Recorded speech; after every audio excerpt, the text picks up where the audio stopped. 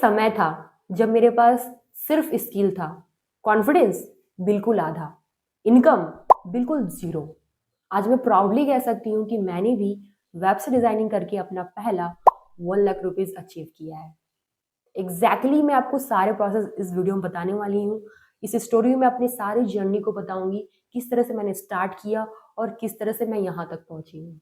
अगर आप एक वेबसाइट डिज़ाइनर हो और फ्रीलांसिंग करना चाहते हो तो ये वीडियो सिर्फ और सिर्फ आपके लिए है और इसे आपको ज़रूर देखना चाहिए टिल द एंड, क्योंकि कहीं ना कहीं आपको वो प्रोसेस मिल जाएगा, डायरेक्शन मिल जाएगा, या फिर किसी बात क्लिक कर जाएगी कोई बात, तो ये वीडियो आपको ज़रूर देखनी चाहिए। देखो, वैसे तो 1 लाख रुपए कमाना किसी के लिए भी सुन करके लगता है बहुत ही मुश्किल है, लेकिन इम्पॉसिबल तो नहीं है ना। मैंने भी जब स्टार्ट किया तो मैं भी कोई एक्सपर्ट नहीं थी। मैंने भी कोई लाइक ऐसा कंप्लीट गाइडेंस या सपोर्ट नहीं पाया था। सिर्फ मेरे पास स्किल था, एक लैपटॉप और वाईफाई, और जस्ट मेरा एक जिद, एक कंसिस्टेंसी कि मुझे करना है और मुझे ये अचीव करना है किसी भी हाल में, किसी भी तरीके से।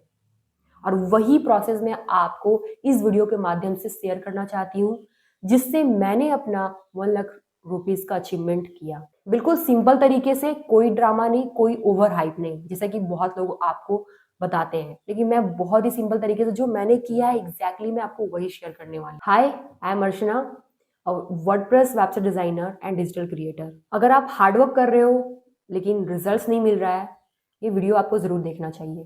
तो सबसे पहले बात करते हैं कि मैंने शुरुआत कैसे की।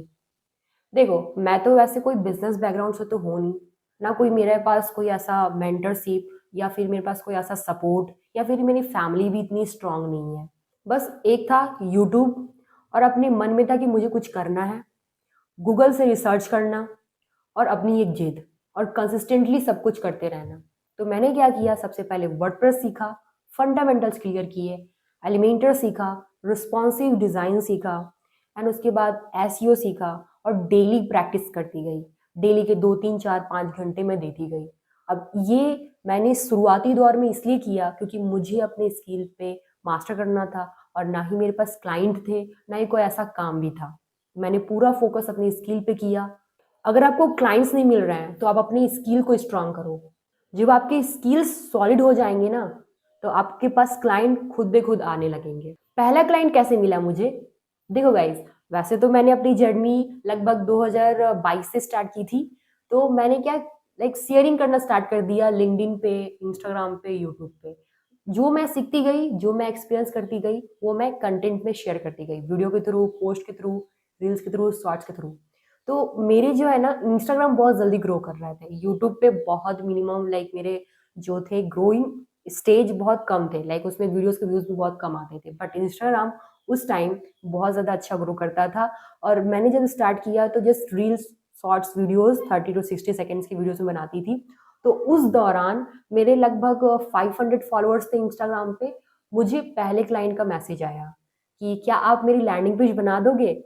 तो मैंने कहा यस, मैं बना सकती हूँ। तो उन्होंने पूछा कितना चार्ज लोगे आप? तो देखो, मेरा ये पहला प्रोजेक्ट था, वही इंस्टाग्राम से आ रहा है। तो मैंने कहा कि हाँ, मैं 3000 में ये लैंडिंग पेज बना सकती हूँ। तो ऐसे मैंने स्टार्ट किया। उसी के बाद लिंक्डइन से मुझे मैसेज आया, लिंक्डइन में मैं लाइक पोस्ट करती रहती थी। तो वहाँ से मुझे वेबसाइट का आया प्रपोजल, वहाँ पे भी मुझे मिला सेकेंड क्लाइंट। तो वहाँ पे भी लाइक पहले क्लाइंट के आफ्टर 3 मंथ मुझे वहाँ से क्लाइंट मिला। तो उन्होंने ही पूछा, मेरी ये ब्लॉग वेबसाइट है, क्या आप बना दोगे? तो मैंने कहा हाँ, मैं बना सकती हूँ। तो क्या चार्ज लोगे? तो मैंने वहाँ पे चार्जेस थोड़े से इंक्रीज किए। तो मैंने कहा 6000। तो इस तरह से जो है ना, मेरी जर्नी स्टार्ट होने लगी। मुझे बहुत खुशी होने लगा जब मेरी पहली क्लाइंट मिली। उसके बाद में सेकंड क्लाइंट मिला, लाइक लिंक्डइन पे। लाइक फर्स्ट मेरी जो क्लाइंट थी इंस्टाग्राम पे, वो लेडी थी, लाइक एक गर्ल, जो like fitness and health related coach का एक लैंडिंग पेज बनाना था, तो वैसा काम था। तो इस तरह से मेरी जर्नी स्टार्ट हुई। और इसी तरह से जैसे जैसे मैं डिज़ाइन करती गई, तो अपने भी डिज़ाइंस को मैं ना इंस्टाग्राम पे शेयर करती गई, स्टोरी पे भी, और हाइलाइट्स में मैंने लगाना स्टार्ट कर दिया। फिर मैंने कुछ जो भी काम किए उनके टेस्टिमोनियल्स मैंने लिए क्लाइंट से, वो टेस्टिमोनियल्स भी लगाना शुरू किया। तो इससे क्या हुआ, ट्रस्ट भी बिल्ड होता गया।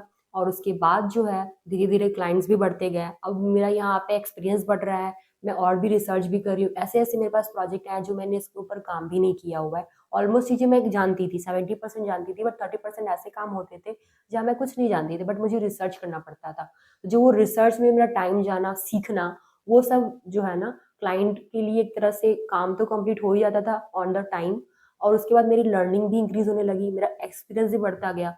तो नेक्स्ट प्रोजेक्ट मेरा जो है वो और थोड़ा सा लाइक चार्ज मैंने बढ़ा दिया, लाइक क्योंकि मेरी लर्निंग भी बढ़ रही है, स्किल्स भी अच्छे हो रहे हैं, तो मैंने अपने प्रोजेक्ट की प्राइस बढ़ाने स्टार्ट कर दिए।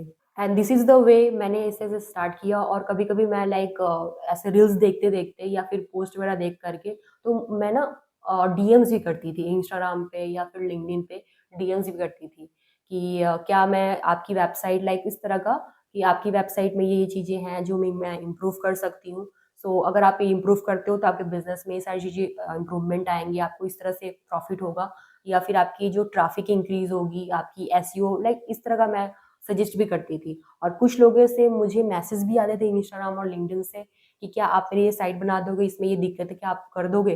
तो ऐसा लोग क्यों करने लगे? क्योंकि मैंने वहाँ पे कंटेंट शेयर करना स्टार्ट किया था जो इन्फॉर्मेटिव कंटेंट होते थे, जो लोगों को हेल्प करते थे और एक तरह से मुझे ट्रस्ट भी बिल्ड करवाते थे कि ये मेरी मदद कर सकती है। अब छोटे प्रोजेक्ट से बड़े प्रोजेक्ट कैसे आने लगे? तो जैसे मेरे लाइक 1-2 साल बीते, तो मेरी एक्सपीरियंस भी बढ़ रही थी, मैंने डिफरेंट डिफरेंट प्रोजेक्ट पे भी काम किया था, डिफरेंट डिफरेंट निश पे भी काम किया था। तो इस तरह से जब अब दूसरे प्रोजेक्ट आने लगे, तो मैंने उन वेबसाइट के लिए लाइक लगभग 10-15 पेजेस की वेबसाइट उनकी एसईओ करना, प्लस उनका responsiveness and each and everything complete करके देना। तो मैं एक प्रोजेक्ट के लिए 15,000, 20,000, 25,000 चार्ज करने लगी। तो धीरे धीरे मुझे आफ्टर 2 years, 2.5 years, मुझे लाइक मंथली 5 प्रोजेक्ट्स मिलने लगे। और इस तरीके से मैंने सीखना भी शुरू किया कि आप किस तरह से अपने स्किल बेस्ड और एक्सपीरियंस बेस्ड पे जो कोटेशन करते हो, किसी भी काम का एक पैकेज देते हो। सो इस तरह से मैं सीखती भी गई कि अपने स्किल बेस पे किस तरह से मैं अपने काम का एक कीमत या वैल्यू में कैसे लाइक मेजर कर सकती हूँ, किस तरह से मैं अप्रोच कर सकती हूँ लोगों को, और किस तरह से मैं कन्विंस कर सकती हूँ अपने क्लाइंट्स को। क्योंकि लाइक मुझे एक्सपीरियंस भी होती है कि ये काम इतने टाइम पे हो सकता है, या फिर ये काम इतना लाइक वैल्यू रखता है। तो इस तरीके से मेरा एक एक्सपीरियंस भी बनता गया, और ये चीज़ अपने आप आने लगती है, क्योंकि ऐसा नहीं कि ये चीज़ें सिखाई जाती हैं, कहीं इंस्टीट्यूट में आपको सिखाया जाता है कि आप इस तरह से चार्ज लो, इस तरह से ये कर सकते हो। वो अपने आप आने लगती है कि आपको इतना समय लग रहा है, ये ये काम है, और इस तरीके से रिसर्च करना पड़ेगा, तो ये कॉस्ट सही है, ये प्राइस सही है। ऐसा सफिशिएंट आपके अंदर से खुद आने लगता है। ये कोई सिखाता नहीं है, मुझे भी किसी ने नहीं सिखाया, ना मैंने किसी से पूछा है। मैंने अपने से ही ये सीखा कि किस तरीके से मुझे चार्ज करना चाहिए, मुझे कितना समय लग रहा है, और मैं इस काम को कितना बढ़िया से कर सकती हूँ। उस तरीके से मैंने चार्ज करना स्टार्ट किया, और वो सफिशिएंट था। मेरे हर एक क्लाइंट जो है कन्विंस हो जाते थे चार्ज पे, बार्गेनिंग नहीं करते थे। कुछ ऐसे क्लाइंट होते हैं लाइक 100% में 20 to 30% क्लाइंट ऐसे होते हैं जो बार्गेनिंग करते हैं। सो इसी तरीके से मैंने अपना जब पहला अचीवमेंट किया था 1 लाख रुपीज का, तो मैंने भी सोचा कि now I can do it.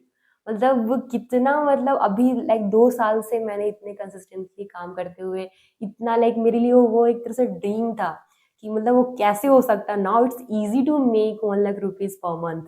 और रियली मैं बहुत ज़्यादा खुश हो गई जब मैंने अपना पहला इनकम किया। और तब मेरी क्या मैं बोलूँ, मैं बोल नहीं सकती। That moment was very very ट्रेमेंडस and very amazing. तो इसी तरह से अगर मैं कर सकती हूँ अपनी पहली achievements having 1 lakh rupees per month, तो आप भी कर सकते हो। अब आपके अंदर क्वेश्चन आ रहा होगा कि आपने क्या अलग किया। देखो, मैंने सिर्फ 3 स्ट्रेटजी अपनाई। एक पहला, लर्निंग करते जाना है। मैं डेली लर्निंग करती हूँ, डेली अपने स्किल्स में चीज़ें अपग्रेड करती रहती हूँ। मैं वैसे भी प्रोजेक्ट्स लेती हूँ जिनमें मुझे टाइम ज़्यादा लगता है, और वहाँ पे ऐसे ही प्रोजेक्ट भी आते हैं जिसमें मुझे रिसर्च बहुत ज़्यादा करना पड़ता है, और मैं वो प्रोजेक्ट्स लेती हूँ जो मुझे लाइक हो सकता है कि मुझे 20% चीज़ें नहीं आती हैं, लेकिन मैं ये क्लाइंट को बोल करके कहती हूँ कि मुझे इस पे रिसर्च करना पड़ेगा, मैं ये चीज़ें कर लूँगी, क्योंकि मुझे कॉन्फिडेंस होता है कि मैं रिसर्च करने के बाद, लर्निंग करने के बाद वो काम कर सकती हूँ। तो ऐसे प्रोजेक्ट मेरे पास हुए हैं, like being a website designer in with in 3 years। मैंने ऐसे 4-5 प्रोजेक्ट ऐसे किए हुए हैं जिसके ऊपर मुझे नॉलेज बिल्कुल नहीं था, लेकिन मैंने रिसर्च करके उसके ऊपर उसे कंप्लीट किया, और क्लाइंट भी बहुत ज़्यादा खुश हुए थे, अच्छे रिव्यूज भी दिए, और वो बहुत ज़्यादा सेटिस्फाइड भी हुए। तो इस तरीके से आपको लर्निंग्स भी करती रहनी। मेरा पहला तरीका यही था कि डेली लर्निंग करनी है, लेकिन डेली भी नहीं कर सकते, लेकिन वीकली बेसिस आपको 4 से 5 घंटे लर्निंग के लिए निकालनी है।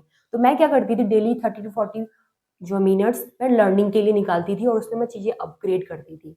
दूसरा, मैं अपने कंटेंट को डेली बेसिस पोस्ट करती हूँ। आप भी देखते हो मेरे इंस्टाग्राम पे, मेरे यूट्यूब पे, लिंक्डइन पे, और जिस प्लेटफॉर्म में एक्टिव हूँ मैं वहाँ पे डेली पोस्ट करती रहती हूँ। और वो पोस्टिंग ही मेरे ऊपर ट्रस्ट बिल्ड करवाता है क्लाइंट के थ्रू, और क्लाइंट मेरे से इंक्वायरी करते हैं।